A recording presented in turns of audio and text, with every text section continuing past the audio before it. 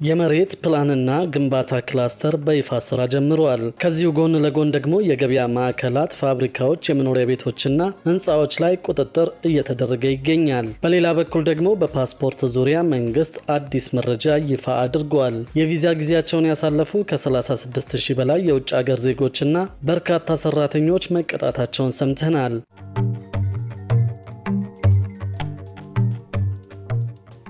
በፓስፖርት ዙሪያ መንግስት አዲስ መረጃ ይፋ አድርጓል። የቪዛ ጊዜያቸውን ያሳለፉ ከ36,000 በላይ የውጭ ሀገር ዜጎችና በርካታ የመንግስት ሰራተኞች መቀጣታቸውን ሰምተናል። በኢትዮጵያ የተሰጣቸውን የቪዛ ጊዜ ያሳለፉ ከ36,000 በላይ የውጭ ሀገር ዜጎች ተቀጠው ወደ ህጋዊ መስመር ተመልሰዋል ሲል የኢሚግሬሽንና ዜግነት አገልግሎት አስታውቋል። የአገልግሎቱ ዋና ዳይሬክተር ሰላማዊት ዳዊት እንዳሉት ወደ ኢትዮጵያ የሚመጡ የተለያዩ ሀገራት ዜጎች ህግ አክብረው እንዲንቀሳቀሱ እየተሰራ ይገኛል።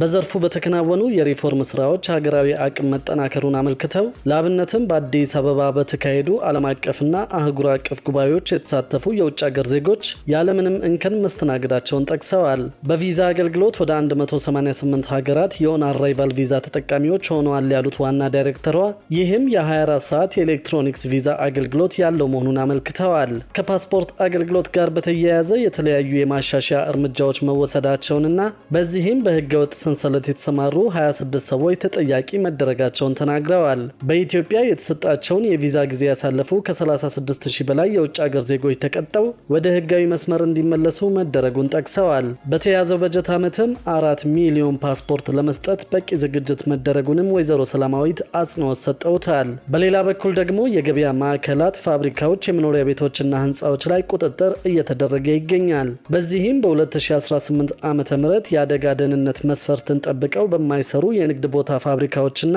የኮንስትራክሽን ስፍራዎች ላይ እርምጃ መውሰድ ይጀመራል ተብለዋል። የአደጋ ደህንነት መስፈርትን በማያሟሉ ፋብሪካዎችና የገበያ ማዕከላት እንዲሁም ደግሞ የህዝብ መገልገያ ቦታዎች ላይ አስፈላጊውን የማስተካከያ እርምጃ ሊወስድ መሆኑን በምክትል ከንቲባ ማዕረግ የአዲስ አበባ ዋና ስራ አስኪያጅ ኢንጂነር ወንድሙ ሴታ ተናግረዋል። በአዲስ አበባ የሚገኙ ሰፋፊ የገበያ ማዕከላት፣ ፋብሪካዎች፣ የመኖሪያ ህንፃዎች፣ ህዝብ የሚሰበሰቡባቸው ቦታዎችና መሰል የአገልግሎት ሰጪ ተቋማት የአደጋ ደህንነት መስፈርትን ጠብቀው ስራቸውን ማከናወን ቢገባቸውም ጥቂት የማይባሉት ለአደጋ ደህንነት መስፈርት ትኩረት የሰጡ አይደሉም ተብለዋል። ኢንጂነር ወንድሙ ሴታ ጉዳዩን አስመልክቶ በሰጡት ማብራሪያ ላይ እንደተናገሩት ከሆነ በ2018 በጀት ዓመት የአደጋ ደህንነት መስፈርትን አሟልተውና ጠብቀው በማይሰሩት ላይ የአደጋ ተጋላጭነትን ለመቀነስ የሚያስችል እርምጃ ሊወሰድ መሆኑን ለዚህም በትኩረት እንደሚሰራ አብራርተዋል። በየጊዜው የሰው ህይወት እያሳጣ ያለውን የኮንስትራክሽን የስራ ላይ አደጋን ለመቀነስ ከግንባታ ፈቃድና ቁጥጥር ባለስልጣን ጋር በቅንጅት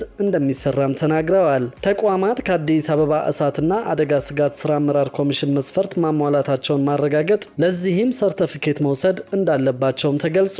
በሌላ መረጃ ደግሞ የህዝብ እንግልትን ያስቀራል የተባለው የመሬት ፕላንና የግንባታ ክላስተር በይፋ ስራ ጀምሯል። በአዲስ አበባ ከተማ አስተዳደር ውስጥ በተለይ በመሬትና ግንባታ ዘርፍ የሚስተዋሉ የመልካም አስተዳደር ችግሮችንና የተገልጋይን እንግልት ለመቅረፍ ያለመው የመሬት ፕላንና የግንባታ ክላስተር አደረጃጀት 9 ተቋማትን አካቶ በይፋ ስራ መጀመሩ ተገለጸ። የመሬት ልማትና አስተዳደር ቢሮ ኃላፊ አቶ መኮንን ያይ እንዳሉት ከሆነ ክላስተሩ በየተቋማቱ አገልግሎት ፈልጎ በሚመላለሰው ተገልጋይ ቅንጅትን በመፍጠርና በዘመናዊ ቴክኖሎጂ በመታገዝ የአንድ መስኮት አገልግሎት እንዲያገኝ ለማድረግ ያግዛል። ይህ አሰራር የጋራ ግቦችን ከመፈጸም በተጨማሪ በከተማ ደረጃ የተቀመጡ የትራንስፎርሜሽን እቅዶችን ለማሳካት እንዲሁም ደግሞ የሀብት አጠቃቀምን በአግባቡና በቁጠባ ለመጠቀም ያስችላል ሲሉም አክለዋል። በከንቲባ ጽህፈት ቤት የሚመራው ይህ አደረጃጀት ከተማ አስተዳደሩ ካዋቀራቸው 7 ክላስተሮች አንዱ ስለመሆኑ ተመላክተዋል። ክላስተሩ ተቋማት በቅንጅት ባለመስራታቸው ምክንያት ሲደርስ የነበረውን የተገልጋይ እንግልት ከመቅረፉን ባሻገር በመረጃ መፋለሶችና አለመግባባቶች የሚፈጠሩ ችግሮችን ለማስተካከል ያግዛልም ተብሏል። የመሬት ፕላንና የግንባታ ክላስተር በምስረታ መድረኩ የመጀመሪያ ሩብ ዓመት ስራዎችን በመገምገም በቀጣይ በአደረጃጀቱ ማንዋል መሰረት በጋራ ለመስራት ከስምምነት ተደርሷል። በሌላ በኩል ደግሞ የግብር ክሊራንስ የምስክር ወረቀት የብድር መከልከያ ምክንያት መሆን የለበትም ሲል የገቢዎች ሚኒስቴር ማሳሰቢያ መስጠቱን አውቀናል። የገቢዎች ሚኒስቴር ባንኮች የግብር ክሊራንስ የምስክር ወረቀት ይዘው ለብድር ለሚቀርቡ ደንበኞች የተለመደውን የብድር አገልግሎት እንዳይከለክሉ ማሳሰቢያ መስጠቱ ተመላክቷል።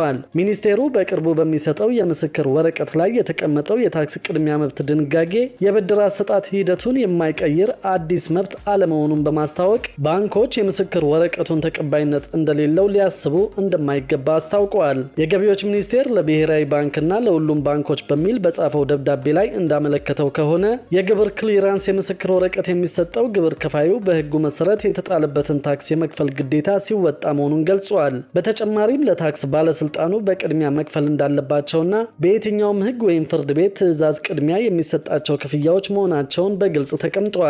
ሚኒስቴሩ እየሰጠ ባለው የታክስ ክሊራንስ የምስክር ወረቀት ላይ የሰፈረው የቅድሚያ መብት ድንጋጌ ከላይ የተጠቀሰውን የታክስ አስተዳደር አዋጅ ድንጋጌ ለማካተት እንጂ ለባለስልጣኑ ሌላ አዲስ ልዩ መብት ለመስጠት እንዳልሆነ አብራርተዋል። በሌላ በኩል ደግሞ ከ70 በላይ የዘይት አምራች ድርጅቶች በአሰራር ግድፈት ምክንያት መቀጣታቸው ተገለጸ። የሀገር ውስጥ ምርትን ከውጭ የገባ በማስመሰል የሸጡ ግለሰቦችና ድርጅቶችም እርምጃ ተወስዶባቸዋል ተብለዋል።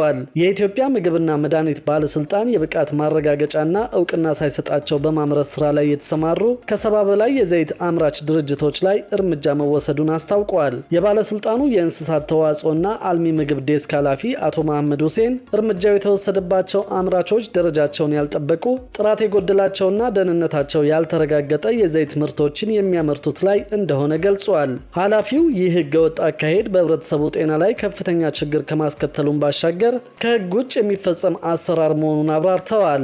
ችግሩን በዘላቂነት ለመፍታት ከክልሎችና ከሌሎች ባለድርሻ አካላት ጋር በመተባበር ቁጥጥርና ክትትል የሚያደርግ ግብረ ኃይል በማቋቋም ስራው በስፋት እየተከናወነ ይገኛል ብለዋል። በተጨማሪም በሀገር ውስጥ የሚመረቱ ዘይቶችን ከውጭ የገቡ አስመስለው በሐሰተኛ ስምና አርማ ለገበያ ሲያቀርቡ የነበሩ ህገወጥ ነጋዴዎችና ድርጅቶች ላይም እርምጃ እየተወሰደ እንደሚገኝ ገልጸዋል። ኃላፊው አቶ መሐመድ ደህንነታቸው ያልተረጋገጠ የሀገር ውስጥ የዘይት ምርቶችን ከውጭ ከሚገቡ ምርቶች ጋር በሽፋን በማመሳሰል ሲሸጡ በነበሩ ጥፋተኞች ላይም እርምጃ ተወስዷል ብለዋል። በማህበረሰቡ ጥቆማ መሰረት የተወሰደው እርምጃ የጽሑፍ ማስጠንቀቂያን ጨምሮ የፍቃድ መሰረዝ እንዲሁም በህግ መጠየቅን እንደሚያካትት ተናግረዋል። የብቃት ማረጋገጫና እውቅና ሳይሰጣቸው ማናቸውን ምርቶችን ማምረት እንደማይቻልና በህገ ወጥ ተግባር የተገኙትንም የማያዳግም እርምጃ እንደሚወስድም ኃላፊው አጽንኦት ሰጠውበታል።